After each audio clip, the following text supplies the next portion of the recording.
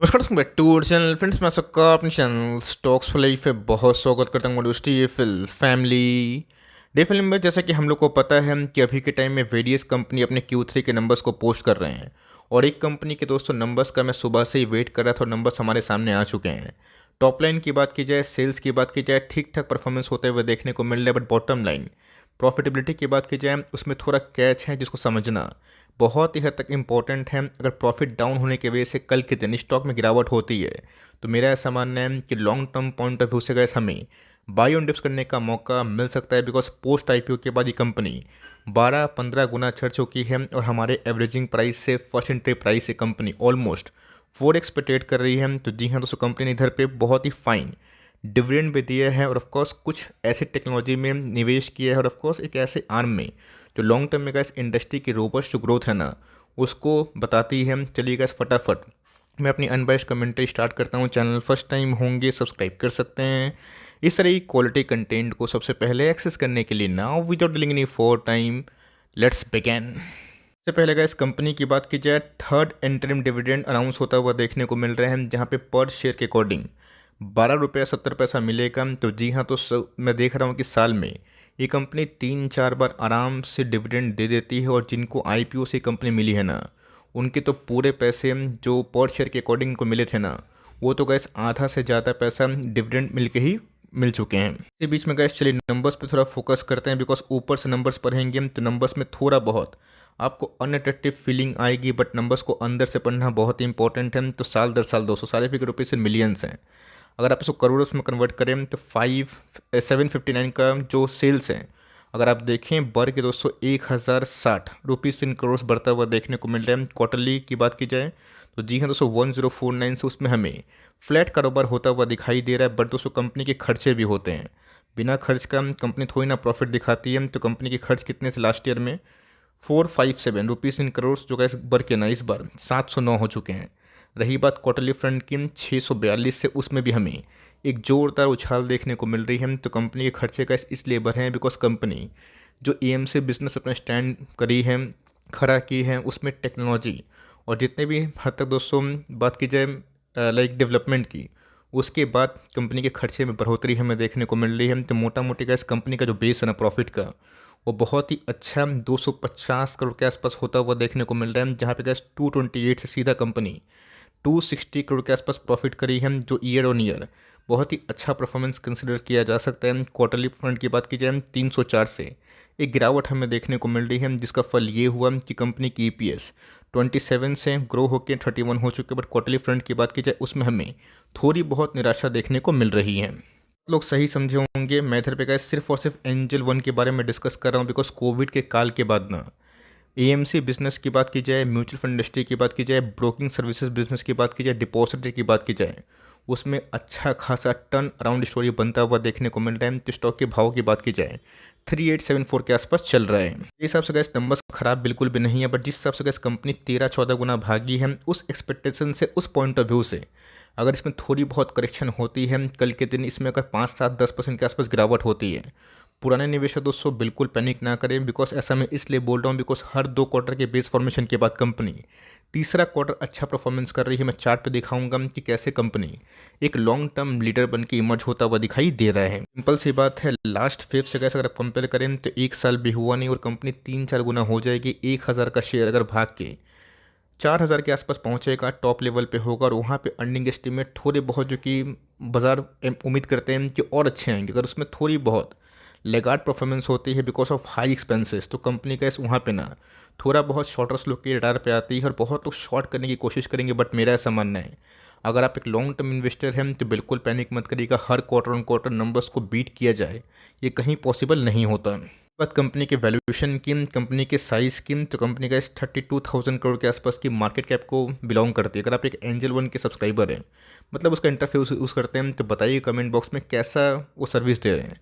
Anyways guys, अगर आप देखें तो कंपनी ने हाल ही में 3900 के आसपास हाई को टच किया और ऑफकोर्स 999 से कंपनी बहुत ही मैसिव परफॉर्मेंस करी। बहुत ही अच्छा टाइम था जहाँ पे हम लोग को करेक्ट एंट्री करेक्ट स्टॉक में मिली। कंपनी की स्टॉक प्राइस टर्निंग की बात की जाए 32 के आसपास है, जो अभी भी नीचे के लेवल से एक्सपेंसिव तो हुए हैं, बट अभी भी गाइस कोई बबल जोन पे नहीं है। तो डिजर्विंग करेक्शन अगर होती है तो बिल्कुल पैनिक ना करें, बिकॉज कंपनी के आरओई ROC अभी भी कैसे इनके वैल्यूएशन पॉइंट ऑफ व्यू से काफ़ी ज़्यादा हमें देखने को मिलता है और फेस वैल्यू 10 है। मतलब आने वाले कल में कभी भी एक कॉर्पोरेट इवेंट हुआ बोनस स्प्लिट का, ये कंपनी कैसे उसकी प्रबल दावेदार दिखाई पड़ती है। इसके बारे में दोस्तों मैं डिस्कस करना पसंद करता हूँ। सिर्फ नंबर्स को ऊपर से पढ़ेंगे आपको कुछ मिलेगा नहीं, अल्टीमेट आप देखें।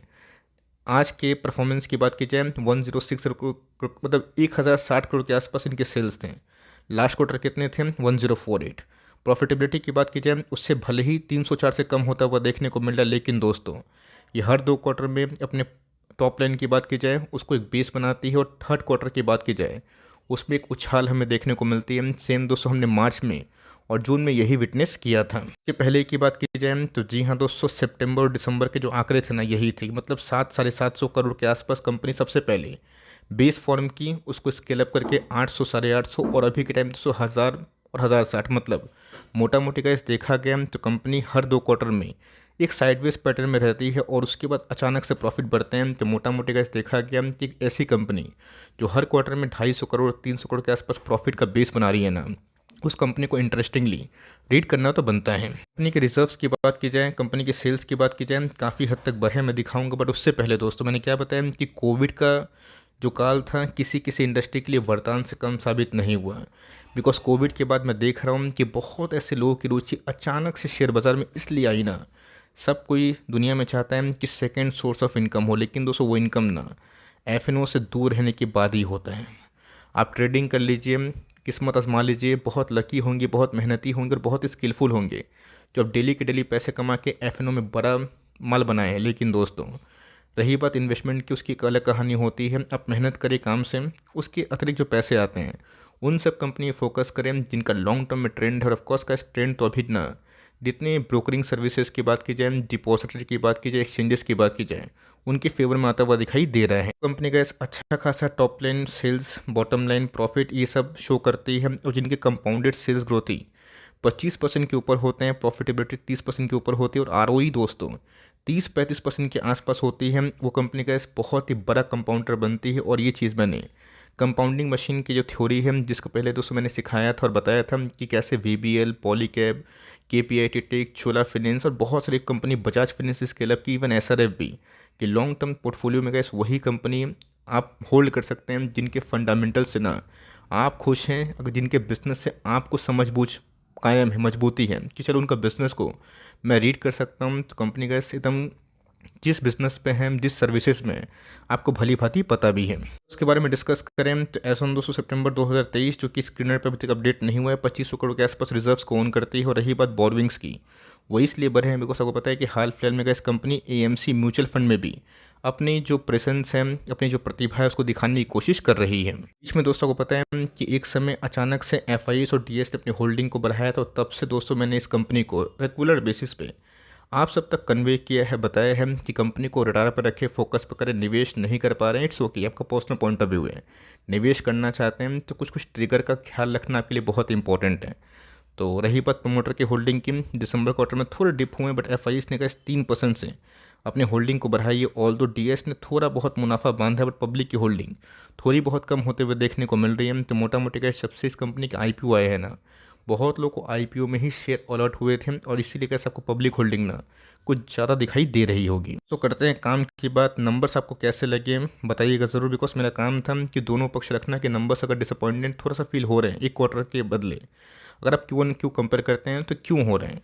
तो अगर दोस्तों कंपनी आपको बहुत ही अच्छा मीडियम सपोर्ट में मिलती है जिसका भाव 3583 के आसपास है, यहाँ पे आप चाहें तो छोटा सा चंक क्वांटिटी में इंस्टॉलमेंट ले सकते हैं। अगर इस सपोर्ट लेवल को कंपनी तोड़ती है तो नीचे गिर सकती है। यस, बाजार काइंड रहा, अगर इन सब चीज़ को बाजार इग्नोर करके आने वाले कल का EPS डिस्काउंट इन करता है तो कंपनी का फिर से अगर 4000 का लेवल तोड़ती है ना तो काफ़ी ऊपर ही भाग सकती है। तो फ्रेश एंट्री गैस थोड़ा बहुत अवॉइड करें, देखें कि क्या एक आध दिन में प्राइस स्टेबिलिटी होती है, प्राइस एक्शन क्या है, और उसके बाद ही जजमेंट आप ले सकते हैं। पुराने निवेशक की बात कीजिए, अगर आप नंबर से ओके हैं तो बिल्कुल भी पैनिक ना करें, बिकॉज कंपनी बहुत ही अच्छे वे से ग्रो कर रही है। RSI इंडेक्स कैसे अभी भी 1 डे के चार्ट में काफ़ी मजबूत है।